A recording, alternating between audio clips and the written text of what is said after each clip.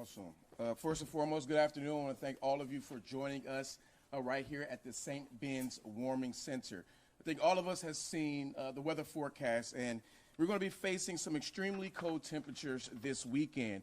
But we wanted to host this press conference to let folks know that right here within Milwaukee County, we do have resources, things like warming centers to help support individuals during these times of need. And so today we're gathered together to share information about our warming centers, provide cold weather safety resources, and really push and urge the public to exercise caution as they stay inside to stay safe during these extreme cold weather conditions.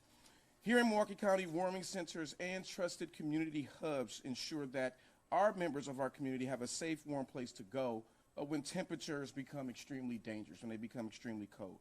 And last winter, more than 1,500 people, and this includes over 100 children, came through our doors at warming centers all throughout Milwaukee County. And that's not just a statistic. These are real people. These are families who have a story. These are individuals who have a robust life, and we have a responsibility to protect and serve them with dignity. And so our host today is St. Ben's Warming Center, which will remain open 24 hours a day through Sunday, January 25th, due to the bitter cold conditions that we're set to see this upcoming weekend. We're extremely grateful to St. Ben's for their dedication to our community, but they are just one of the partners who are doing this incredible work. We'll have community organizations throughout the county who are going to be stepping up to provide services to help people warm up in their spaces. And during today's press conference, we're going to share even more information about all the warming centers and cold weather resources that are available to Milwaukee County residents. But these efforts aren't just important when the temperatures drop.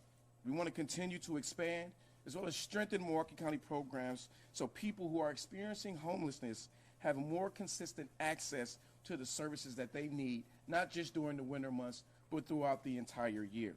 And these efforts are really built on our commitment, Milwaukee County's commitment to provide supportive housing, street outreach, and behavioral health services for folks who are in need. Because of this work of our housing division, Milwaukee County has consistently had the lowest unsheltered homeless population per capita right here in the United States. But in freezing cold weather like this, one person stranded outside, quite frankly, is one too many. And that's why we want to ensure that these resources are available and accessible for everyone who needs them. Impact 211 is available around the clock to help guide folks to the warming centers within Milwaukee County, whether that's shelter options and other critical support services that they may need. And if you don't know where to start, call, again, 211, or you can visit impact211.org, or you can text 898-211 to be directly connected to many of these resources. And for those who are blessed to have a stable roof over your head this weekend, I want to encourage you, as well as your family and loved ones, to take this cold weather extremely seriously. For your own health, it is crucial to limit your outdoor exposure. We want to make sure you're checking on your neighbors, checking on seniors, young people, people who may live by themselves, as well as individuals with disabilities. It is important that we lean on one another to make sure that we're checking on each other during this freezing cold. And we want folks to familiarize themselves with other buildings as well as facilities that may offer warm respite from the freezing cold so we can continue to get the word out. Whether we're talking public libraries, our senior centers, community centers, our Milwaukee County Courthouse, it will remain open to the public if you need to step inside from the brutal cold weather from this weekend. And again, a list of these locations will also be available via 211. And overall, we just wanted to continue to encourage all of our residents to take extra precaution for your safety. And if you're able, the simplest solution for all of us is simply stay inside. If you do not have to go outside, expose your skin to this brutal weather, do not. Stay inside as much as possible. And for more cold weather safety tips and resources, we also recommend for folks across the state to also visit dhs.wisconsin.gov to help you over this weekend and to help you get through this winter season for more resources that may be in your particular community. And before I hand the mic over, I also want to recognize the incredible community partners and public servants that help make this possible, many of whom are joining and standing with me today. And so I, again, want to currently continue to highlight the frontline staff, the volunteers who greet guests, who offer their care and provide resources with compassion. We truly appreciate you giving back to this community and helping those who are in need. Your efforts are not lost on me or this community because you are helping to save lives every single day, and we thank you for answering that call. And so with that, I would like to bring up our Deputy Director for the Office of Emergency Management, Chris McGowan, to share a few words as well. Thank you, County Executive Crowley. I am Chris McGowan, the Deputy Director of the Office of Emergency Management, and I'm here to talk about some of the other considerations that you want to be thinking about as we approach this weekend and this extreme weather. As the County Executive alliterated, we are encouraging people to try to stay home if you don't have anything to go out and do. But if you do choose to have an excursion out in this weather, please take the extra time to think through the things that you may need to plan for. Take extra time to plan for additional layers of clothing. Take time to evaluate your mode of transportation, access to that mode of transportation, any failures that this weather could have on the mode of transportation that you're selecting. For instance, keeping your fuel tank full in case there's traffic or weather conditions that prevent you from getting to where you need to go as soon as you can. One of the other things that we've recently found in other situations is electric vehicle charging considerations. Electric vehicles sometimes struggle in cold temperatures. Their batteries don't hold a charge as long. They don't travel as far. They don't accept a charge as well when they're in colder conditions. So make that a thought process if you do decide to leave your homes. Some of the other things to take with you on that trip, if you have to, extra warm clothing, blankets, any emergency equipment like jumper cables or emergency gear that you may need if something happens with your vehicle. Cold weather does have a significant impact on mechanical equipment, and so try to plan for the things that could go wrong. In and around your home, mainly outside of your home, take consideration for ice and melted snow over the last couple of days. At extremely cold temperatures, ice melt and snow melt salt often does not work below certain temperatures. So be cognizant of that and be cautious on surfaces that you aren't 100% solid with, whether they have traction or not. Also consider your pets. Consider bringing in your pets, outdoor pets, bringing them in. Check on neighbors that may not have the supply level that you have, and just have consideration for the folks in your neighborhood and in your community. Specific to our emergency responders and communicating with 911, if there is an urgent event to where you are exposed to the elements and you are out in them, please be very clear and communicate to the 911 dispatchers exactly where you are. If you are obscured by snow, if you are in a position that is not easily seen from the street or identifiable, please give extra detail so that our responders, when they're looking for you, can find you more efficiently, quickly, and get you out of those elements. From the Office of Emergency Management, we're working with a lot of the partners that are represented here today on emergency sheltering. We're also working with a lot of our first responders to help plan for and take care of the folks that we will experience throughout this weekend. So I will be turning it over to Chief Health Policy Advisor Dr. Ben Weston. All right, thank you. Good afternoon. So we're used to cold weather here in Wisconsin, but the conditions tomorrow will be particularly dangerous. We're expecting wind chills approaching -40, along with blowing snow and hazardous travel conditions. And at this level of cold, exposure becomes dangerous very quickly. So working in the emergency department as well as with our EMS agencies, I've unfortunately seen how extreme cold affects the body and how quickly things can go from manageable to dangerous. So cold doesn't just make people uncomfortable, it changes how our body functions. When we're exposed to extreme cold, the body goes into survival mode. The blood vessels in our hands, in our feet, in our nose, in our ears, they start constricting. And that's to protect and keep the warm blood for our vital organs like our heart and our brain. Now that response certainly helps preserve our core temperature, but it also means that those areas, our hands, our feet, can freeze rapidly, leading to frostbite. And in these extreme temperatures like we'll see tomorrow, that frostbite can occur in just minutes of outdoors exposure. Now at the same time, our airways with the cold narrow, and our blood vessels, as we talked about, are constricting. And that cold can place additional strain on our heart and on our lungs. So for people with heart disease, with asthma, with COPD, or other chronic conditions, this kind of stress can trigger additional medical events and medical emergencies. And of course, with prolonged exposure, people can develop hypothermia, which isn't just shivering. It can cause confusion, poor coordination, abnormal heartbeats, loss of consciousness, and in severe cases, death. In Wisconsin, we typically see about 60 individuals die from cold-related injuries each year. Now, these are the kind of emergencies we see in our 911 system here in Milwaukee County, as well as in our emergency departments during extreme cold. But many of them, if not all, are preventable. So there are a few steps you can do to prevent it. Layer strategically. Coats, of course, matter, but more important than the thickness of the coat is layering, as well as covering your hands and your head to decrease that heat loss.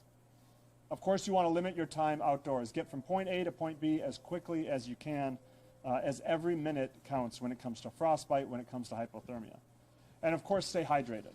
Severe dehydration can happen much more easily in cold, dry air than it does in warmer conditions. And then we have to remember the danger isn't just outside, it can be inside as well. Cold weather often means greater danger inside of our homes. When people's heat, their furnaces can't keep up or isn't available, a lot of folks turn to not only inefficient and not cost-effective, but more importantly, unsafe options. These could be space heaters placed near furniture or near drapes, ovens or stoves used for warmth, or generators being run inside of the home. Unfortunately, we see these commonly in extreme cold, and they can lead to house fires as well as carbon monoxide poisoning, which can be fatal before people even realize what's happening. So cold does not affect everyone the same way. People without stable housing, people without reliable heat, older adults, folks with disabilities, children, and those with chronic medical conditions are at much higher risk. And that's why we have warming centers like this set up throughout the county, and why emergency management services, why housing services are so critical in times like these. But this is also where community matters. So reach out, check in on your family and your neighbors, call someone who you know is living alone, and look out for people who may not have heat or who may otherwise be vulnerable. Share information about our warming centers, and remember that a small action can prevent a tragedy. Thank you, and I'll hand it to our DHHS Housing Administrator, Jim Matthey. Thank you, Dr. Weston. Good afternoon, everybody. James Matthey, Housing Administrator, Department of Health and Human Services, Milwaukee County. So I want to reiterate what the county executive mentioned earlier. For anyone that needs shelter assistance, please call 211. That is the starting point for individuals seeking shelter, especially on the cold weather tonight. So that is the starting point. I did want to go over all the various warming centers that are open to give specific information about that. I do want to thank all of our community partners standing behind me for their effort for the warming season. They do this every year, but this is even more important. We have warming rooms extending their hours, doing overnight shifts and things they typically would not do. So I do want to thank all the various community partners, including St. Ben's, where we're at here today. So I want to mention the various locations of our warming shelters. So we have the Guest House of Milwaukee at 1216 North 13th Street for single men. The Joy House, 818 North 19th Street for single women and families. Milwaukee Rescue Mission, 830 North 19th Street for single men. Repairs of the Breach, 1335 West Valete Street for single men and single women. St. Ben's, where we are today, for single men and single women, and Unity Lutheran Church for families, single men and women at 1025 East Oklahoma Avenue. So it's important for folks to know that nobody will be turned away with this weather at warming rooms. Even if we hit capacity numbers, all of our community partners are making an effort to make sure that we're not closing at capacity. So please, if you're hearing these shelters are full, we will accommodate people. So again, please call 211, direct anybody with housing insecurity that needs a place to seek these places out through 211.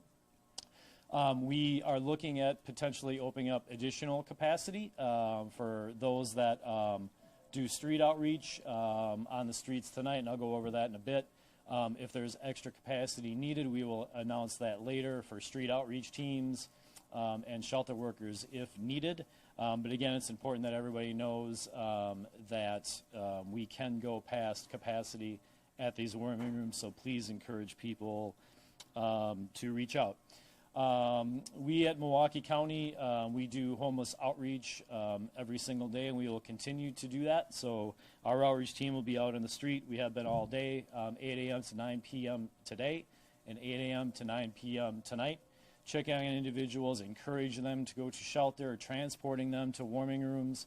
So us and a couple of our community partners are out as we speak, and will be tonight as well to provide that service. So with that, I do want to turn it over to Brother Henrik, the Ministry Director at Cabbage Community Services. Thank you. Thank you. Good afternoon. First, I want to thank you for organizing this press conference here in this place. This space has witnessed many dramatic stories from the members of our community. That is why I'm grateful that today we can stand here together and say clearly, we are thinking about you with care.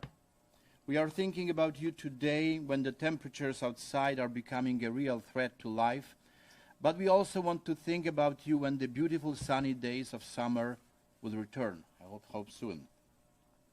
St. Ben's and the House of Peace have a long tradition of presence among those for whom life is most difficult right now. In response to these extreme conditions, we have been open without interruption for over a week, so that no one has to remain outside, and we will remain open for as long as the cold weather continues. Considering the weather forecast, we'll probably open longer than just until Sunday. We deeply believe that in the strength of collaboration between Milwaukee County and the many non-profit organizations that together create a living, compassionate map of this city. Only by working together we can truly care for the weakest and most vulnerable members of our community. And that's why I want to thank all of you for being here today. Thank you.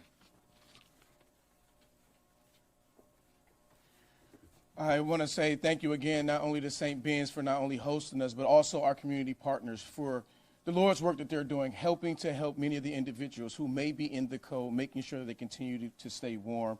And saying thank you as well to our Milwaukee County Housing Division, as well as our Office of Emergency Management for this partnership that we continue to keep people warm and just continue to save lives and give back the way that we can. And so with that, I will take any questions folks may have. This might be a question for James or maybe Chris. At what point should a call for help escalate from calling 211 to calling 911 instead? So the purpose of the 211 call would be if there is someone that does not have proper shelter or proper heating in their home, and the temperatures are getting dangerously low.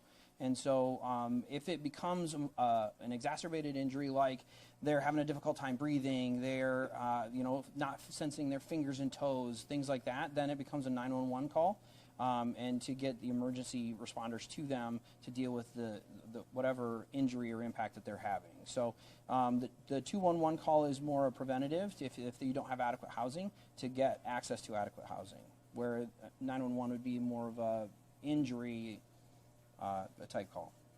Sure. Does your office, do they field the 211 calls as well as the 911 calls, or is it separate? No, it's separate. So our office, the housing office, several different agency partners from around the community and around the state feed information to 211. And so 211 is the single point of contact for any information surrounding emergency responses and these kinds of things.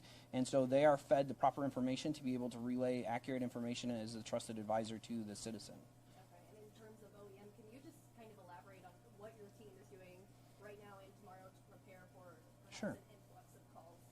So one of the big parts of OEM that we conduct is we along with several of the public health partnership around the area, host an extreme weather task force. And so that task force has a plan of action for conditions like this. And so when we predict events like this in the weeks prior, we start activating that plan of action to start discussing these kinds of things. What are we open? Are we extending hours in warming shelters? Are we opening more shelters? Are we asking partners like St. Ben's and some of the other shelters to add capacity? What other types of facilities do we need to activate in and around the community to add capacity? And so that's one of the big things that we're doing.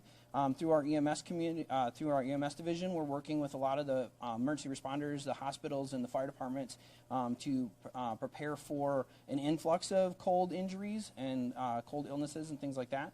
And we're also working with a lot of our 911 centers throughout the community to help coordinate any impacts or spikes in capacity there as well.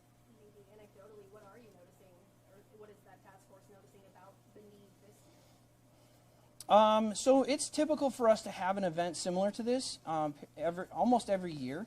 And so this is one of the first big ones this year and this winter season. And so this is not very much unlike some of the other ones. And so it's good that we can predict it. It's good that we saw it come in a couple of days ago. It's good that we got good interaction with a lot of our community partners to add capacity. So we do have we do have concerns about the unhoused, but we're actively working with a lot of our agency partners to help to secure that and solidify that. This might be for Dr. Weston, but have there been any cold-related deaths this winter? I have not heard from the state of any cold-related deaths yet at this point this winter. This is also for Dr. Weston. What kind of time frame are we looking at in the temperatures we're expecting at which those health impacts that you talked about could occur? Yeah, so the first thing, we've all probably experienced this, the first thing when you go out in the cold, especially the cold we're going to see tomorrow, you almost feel like you have to catch your breath. And that's because your airway is narrowing down to kind of help protect your body. And so that's usually the first thing you notice is just breathing difficulty. And you can imagine if you're healthy and you're feeling that need to catch your breath, if you have asthma, if you have bronchitis, if you're a smoker, all those things are going to make it even harder, and those effects are going to be much stronger. At the same time, your heart is working harder, whether you realize it or not, with the cold. Your blood vessels are tight, your blood pressure is going up, and so your heart works harder. That happens almost the minute you step out in the cold. But then as time goes on, even within just a few minutes, if you have exposed skin, you'll start noticing that skin's going to be uncomfortable. It may start turning red. That's the time to quickly get out of the cold because that frostbite is starting to kick in, especially with the extreme temperatures we're seeing tomorrow. It can happen in just minutes, so the time between when you start feeling that skin is uncomfortable and when you actually have frostbite can be quite short.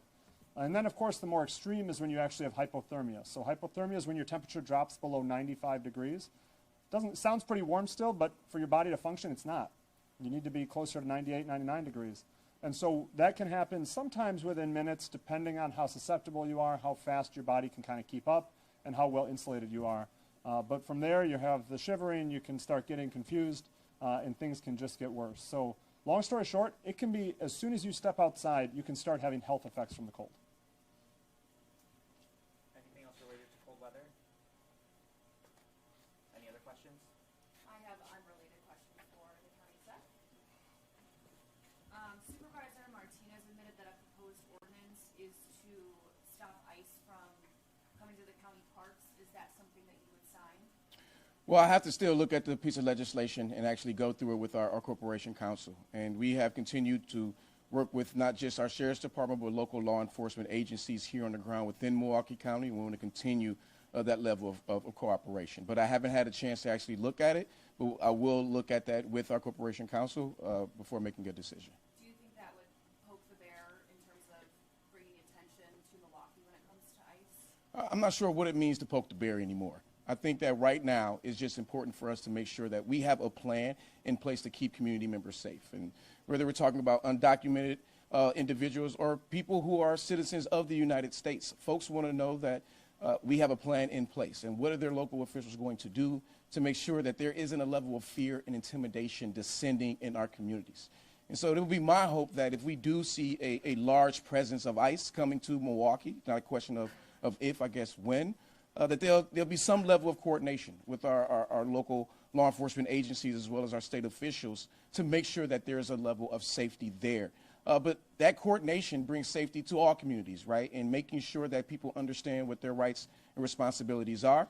We're going to make sure that we're protecting people's constitutional rights. We're not going to impede or obstruct what ICE has going on. We would like to see judicial warrants and those things coming down the pipeline as well, but we want folks to know that we have a plan, and we're going to be working with our external community stakeholders as well to make sure that we keep people safe. Two more questions.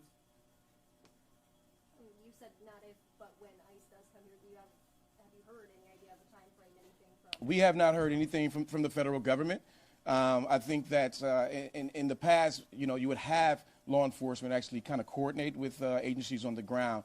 And unfortunately, we haven't seen that happen in the communities that they're in, particularly in Minnesota or in Chicago. Last question. All right.